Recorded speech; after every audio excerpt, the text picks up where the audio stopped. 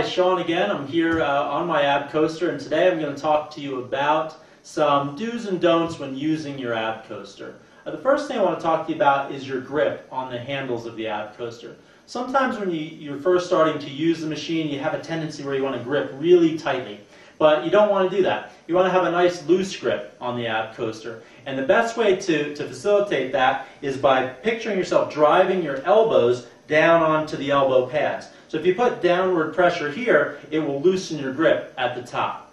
And the reason we do that is because you want to make sure that you maintain a proper body position when you're using your ab coaster. So what you don't want to do is get on, grip really tightly, and lean your upper body into the ab coaster. When you do that, your shoulders are hunched up, you can cause some neck discomfort, and more importantly, you're not going to get a proper range of motion, which we'll talk about in just a little bit. But if I have my body in this position where I'm leaned up against the machine, when I come up, I can't really get a full range of motion when doing my repetitions on the ab coaster.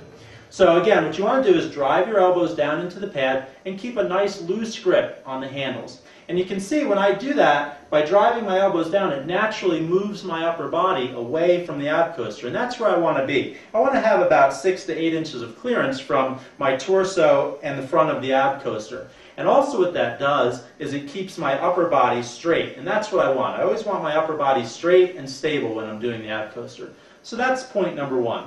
Point number two, when you're doing your repetitions on the ab coaster, sometimes we see folks, they move their upper body like this. And you don't want to do that because you're not going to get the most effective workout by doing that. A big component of the ab coaster workout is in stabilizing your core muscles. So what we do, again, we drive our elbows down, keep a nice loose grip, and then we stabilize our upper body, meaning we don't move our upper body during the repetitions. So it looks like this. My upper body stays nice and still and stable. I have a loose grip here, as you can see by my fingers moving, and I get a full range of motion. Next, I want to talk to you about the speed of the repetitions that you're doing. Another common mistake that we'll see is people want to just rock back and forth really fast.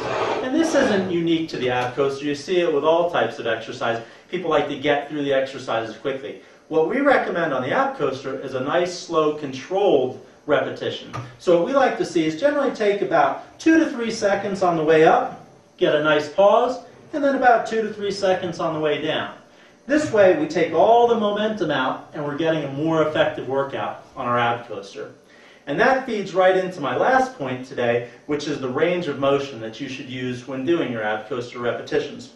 The simple tip I give folks is always try to keep your knees in front of your hips. When you go back beyond that, your entire core relaxes. And during the repetition, if you let your knees go fast and beyond your hips, you start to use a lot of momentum, and that doesn't give you the most effective workout. So we want slow and controlled and a nice tight range of motion. So again, my knee always stays in front of my hip. I come up nice and slow, pause at the top. When I come down, I let my knee stay in front of my hip, pause, and then come back up. Okay, so we try to add that pause in there and nice tight range of motion to keep an effective, constant contraction of your core muscles while you're using the ab coaster.